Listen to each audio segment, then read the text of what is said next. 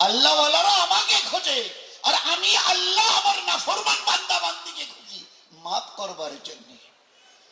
মাফ এরা যেন, এরা আমার হাবিবের উম্মত।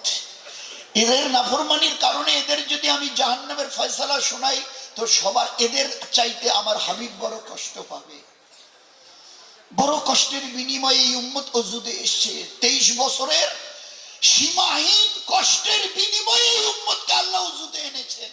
হে আল্লাহ, তোমার নবীর ওই রক্ত ঝরানো দিন ইয়াদ আছে তোমার, পেটে পাথর বাঁধা দিন ইয়াদ আছে তোমার, বাড়ির উপর থেকে বাড়ির আবর্জনা ফেলে দেওয়া ইয়াদ আছে তোমার, মজবার সামনে দাঁড়িয়ে মুখের উপরে মাটি আর থুতু লেপে দেওয়া ইয়াদ আছে তোমার।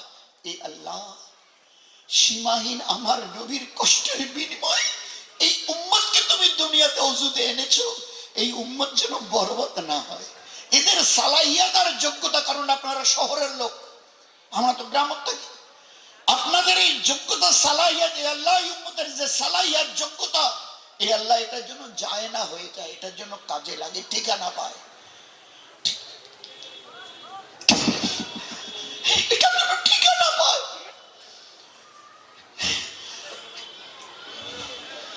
মা এসা বলতেন, আমি এই নবীর এই ইমামুল আম্বিয়ার 23টা বছরের জীবন কাছে থেকে দেখেছি, আর এই লেপের ভিতরে থেকে 23টা বছর। আল্লাহর নামে কসম দিয়ে বলছি, 23 বছরে একটা বেলা আমি এই নবীকে কোনোদিন পেট ভরে খেতে দেখিনি। 23 বছরে একটা বেলা, এই 23 বছরে একটা রাত আমি আমার নবীকে কখনো গভীর নিদ্রায় রাত কাটাতে দেখিনি। পাশে শুয়ে থাকতাম, যখন তার ভিতর থেকে হাওয়া নিঃশ্বাসটা বের হতো, আমার নাকে যখন লাগতো বুঝতাম যে ভিতরে কাঁচা গোস্ত পোড়া দিলে যেভাবে গন্ধটা বের হয়, তার ভিতর থেকে ওই রকম গন্ধ আসছে। এই যে তার ভিতরের এই যে জ্বালা পোড়ানিটা, এটা তার উম্মতের জন্য, তার কলিজার জন্য, তার কলিজার জন্য পুড়ে যাচ্ছে উম্মতের চিন্তায়। সেই উম্মত আজকের বরবাদ হতে যাচ্ছে, বরবাদ। মা তার বাচ্চাকে পাশে নিয়ে বসে আছে, তার কোনো নানু নানা নানি মামা মামি খালা খালু এলে কাছে ডেকে বাচ্চাকে গায়ে হাত দিয়ে বলে একটা ছড়া শুনিয়ে দিত, ইংরেজির ওই পোয়েট্রিটা একটু শুনিয়ে দিত, খুব শোনায়। এরা মা বাপ খুশি, আনেওয়ালা মেহমান বড় খুশি, ওরা কোলে তুলে নিয়ে পিঠ চাপড়ে দেয়, সবাই বড় খুশি। এর জন্য খুশির একটা মেহফিল তৈরি হয়েছে। টুইঙ্কেল টুইঙ্কেল লিটল স্টার, সবাই পিঠ চাপড়ে দিচ্ছে। একটা বারো না শোনানেওয়ালার তরফ থেকে আর না শূন্যওয়ালা ওয়ালিদের তরফ থেকে, এতটা তুমি এই বয়সে 1.5 বছরে শিখেছ, একটাবার কলমাটা শুনিয়ে দাও তো, সূরা ফাতিহাটা একটাবার শুনিয়ে দাও তো। যে কোনো খাবার মুখে দিলে, ছোট হোক বড় হোক, যে কোনো খাবার, ফলমূল হোক, যে কোনো রকমের টফি চকলেট ফল, এটা খাবার সময় বিসমিল্লাহ, এটা একটু অন্তকে শুনিয়ে দাও তো, বিসমিল্লাহ শুনিয়ে দাও তো। বড় শক্ত মানা করেছে, ওরে মা তোমার বাচ্চা যেন তুমি খাইয়ে দাও অথবা তার হাতে তুলে দাও খাওয়াবার জন্যে, খাওয়ার জন্যে, খবরদার এ বাচ্চা যেন বিসমিল্লাহ না বলা পর্যন্ত মুখে যেন ওটা না ঢোকায়। আমি নবী বলছি, নবুয়তের চোখ দিয়ে, নবুয়তের চোখ দিয়ে তোমার বাচ্চা যখন হা করেছিল, শয়তানও তোমার বাচ্চার সঙ্গে মুখে মিলিয়ে হা করেছিল।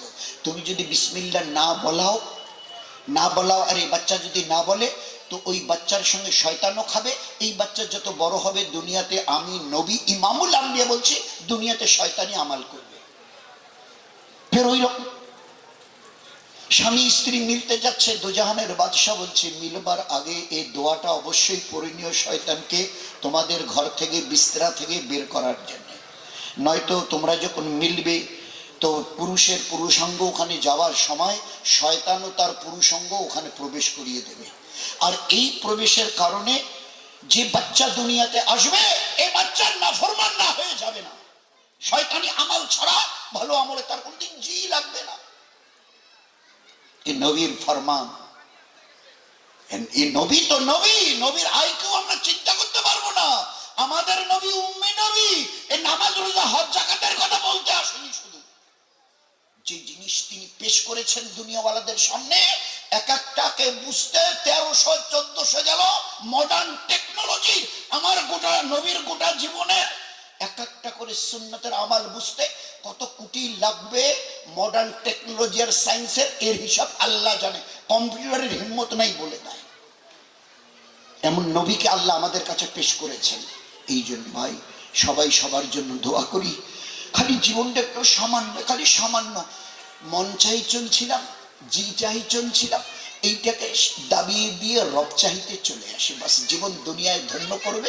মরণের পরে এমন জান্নাত দেবে যে খোদ শত আসমান জমিনের বানানেওয়ালা আমার ওই জান্নাতে তিনি যাবেন।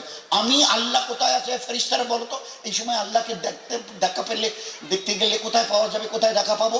আমরা তালাশ করব না, জান্নাতে প্রবেশ করিয়ে দিয়ে ওই আল্লাহ আমাদের কাছে এসে, আমরা ঠোঁট খোলার আগে শত আসমান জমিনের বানানেওয়ালা আল্লাহ আমাদেরকে ওই দিন প্রথম তিনি সালাম জানাবেন। তো এই ৩.৫ হাতের লোকটা আপনি আমি, আমরা পুরুষ আর মা বোনেরা, আমরা ৩.৫ হাতের লোকটাকে আল্লাহ সালাম জানাবে। কুল কায়নাতের যিনি খালিকার মালিক আল্লাহ জাল্লে জালালু আম্মানু আলু, সে দিনটা আমাদের জন্য কত সৌভাগ্যের হবে বলেন তো? বলেন না, বলেন না, কত সৌভাগ্যের হবে। এই জন্য ভাই যা আবার তো হয়ে গেছে, সেই পিছনের দিকে আর না তাকাই, শুধু যা অবাধ্যতা, যা অবিবেচক হয়ে যা কিছু করেছি, নবী ইমামুল আম্বিয়ার সঙ্গে, তার সুন্নতের সঙ্গে দুর্ব্যবহার, তওবা করে একটু যদি একটুখানি ফেরার জন্য এরাদা করি, আল্লাহ চোখের পলকে হাওয়াকে যেমন ঘুম থেকে উঠে দেখে, ঈসা আলাইহিস সালামের ওই সাথীরা, ওই মুলকের সবাই জবান ধরছে।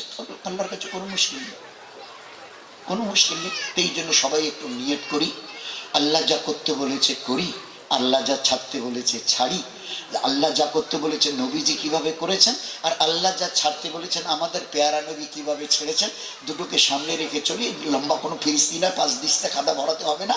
ওইভাবে যদি একটু কদম তুলি, দুনিয়াতে আল্লাহ রহমত কাকে বলে, বরকত কাকে বলে, ইজ্জত কাকে বলে, হেফাজত কাকে বলে, শারাফত কাকে বলে, বুজুর্গি কাকে বলে, চেইন সুকুন কাকে বলে, রাহাতার ইতমিনান কাকে বলে, খোদার কসম আর লক্ষবার কসম খেয়ে বলছে দুনিয়াতে দেখিয়ে দেবে।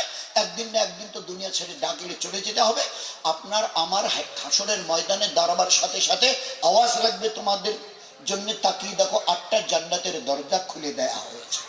চেষ্টা করবো ভাই ইনশাআল্লাহ, আল্লাহ যেন চেষ্টা করি সবাই যেন মিলে জুলে, আল্লাহ যেন আমাদের তৌফিক দেয়।